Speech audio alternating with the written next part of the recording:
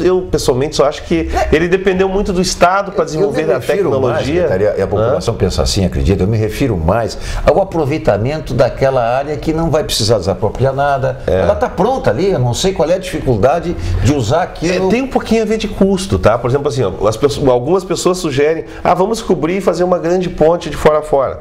Quer dizer, se um metrô custa 2,5 bilhões, cobrir aquilo ali para botar carro em cima, deve sair um pouco mais do que isso.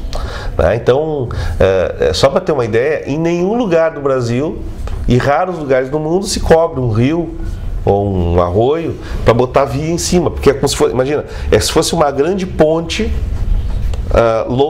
longitudinal ao rio. Uma ponte que atravessa o rio já é cara.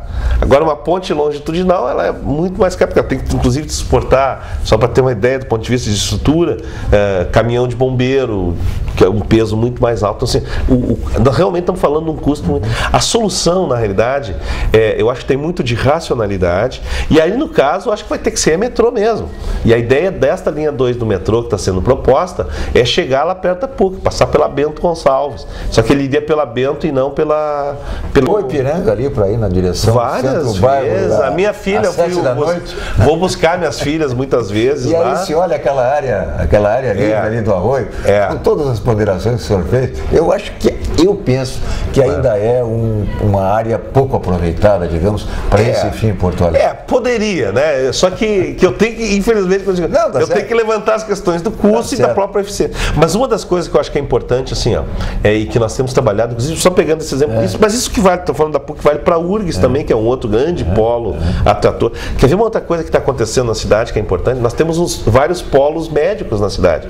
A Santa Casa, vou dar um exemplo, é um complexo hospitalar de grande porte, talvez não sei quantos tem no Brasil desse porte. Cercado de congestionamento por todos os lados. Por quê? Porque o complexo foi crescendo, atraindo viagens cada vez mais, e o entorno é limitado. E ali, por mais que se queira fazer, as vias não tem como ampliar ali. Só o movimento da ambulância terapia que vem do interior é suficiente para congestionar parte da João Pessoa e outros locais. Leite e Independência. Só que nós temos, assim que nós temos aquele grande polo, depois tem um grande polo médico que é também um hospital de clínicas, né? Depois nós temos o Moinhos. Então, só de falar os grandes polos médicos de atração de viagem que nós temos na cidade, com toda a ambulância terapia, como dizia nosso ex-governador, né, Dias, que congestiona. Então, aqui nós recebemos, por exemplo, as pessoas reclamando de onde estão estacionadas, que nem ambulâncias são, bem cá entre nós, são vans de transporte nem adaptadas, boa parte deles são vans, as pessoas entram e vêm para cá,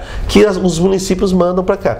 Mas depois elas ficam o dia inteiro estacionadas na frente das casas, na frente de estabelecimentos comerciais. Então nós recebemos aqui diariamente as pessoas querendo que se consuma com aquelas vans, só para ter uma ideia, né? Então na Jerônimo de Ornelas, aqui perto do Hospital de Clínicas, é um exemplo.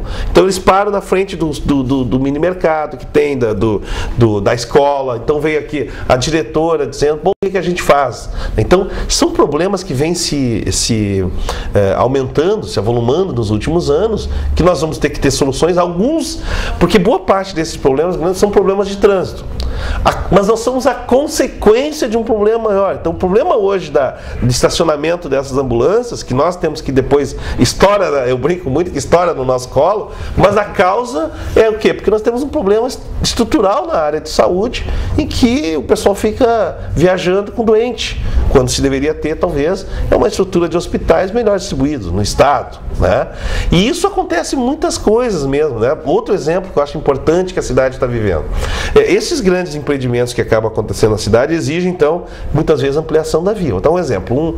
Um grande supermercado se instalou na zona sul da cidade e as vias foram ampliadas, né? E o fluxo aumentou dramaticamente naquela região. A tendência natural, e aí a gente vai colhendo também o aprendizado da experiência, né? Sim. Foi o quê? Bom, nós vamos ter que acabar com os estacionamentos para dar maior fluidez do trânsito, etc, etc, etc.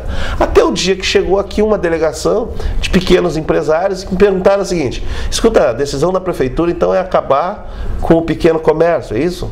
Claro que não. Então por que vocês acabaram com o estacionamento que permitia que as pessoas descessem para ir na padaria, para ir na lavanderia, nas pequenas coisas que estão na via?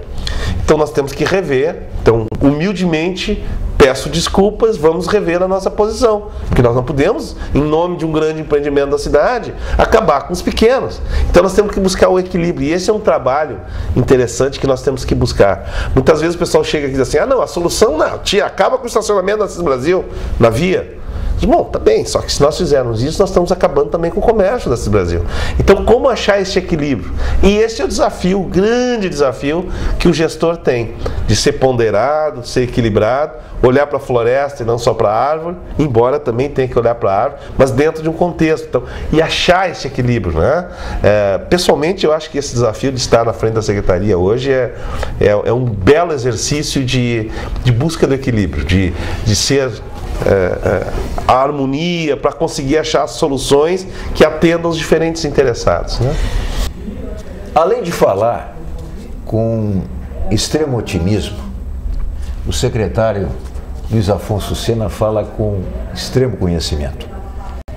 E nós temos o SECOM, coisa que poucas pessoas sabiam, eu não sabia, que é um sistema de controle centralizado aqui na EPTC do trânsito de Porto Alegre. Exatamente. Como é que funciona isso? Vocês têm imagens aí do SECOM. É a central de controle e monitoramento da mobilidade. É um local que nós centralizamos as informações. Nós temos o controle das sinaleiras da cidade. 90% delas já tem o controle remoto, ou seja, consigo alterar os tempos a partir da central. Nós temos câmeras instaladas nos principais cruzamentos da cidade. Hoje são 15 e nós temos até o fim do ano, nós vamos ter 30 câmeras instaladas. Perto do Beira-Rio, por exemplo, nós temos os grandes jogos, nós conseguimos ver o que está acontecendo com o fluxo e fazer as intervenções. Nós temos ali o controle também das operações dos ônibus. Hoje eu sei onde cada ônibus da cidade, da frota urbana, está. Eu sei se eles estão cumprindo ou não os horários programados, ou seja, eu tenho um controle remoto do que está acontecendo na cidade. E esta é uma forma, é um aporte de tecnologia, uma forma inteligente de controlar a cidade, melhorar os fluxos da cidade, né? E usando esses recursos tecnológicos que estão à nossa disposição. Então, como eu disse, assim, além das obras necessárias para melhorar o trânsito, eu diria que talvez tão ou mais importante hoje é termos essa inteligência para administrar e fazer a gestão do trânsito da nossa cidade. Perfeito.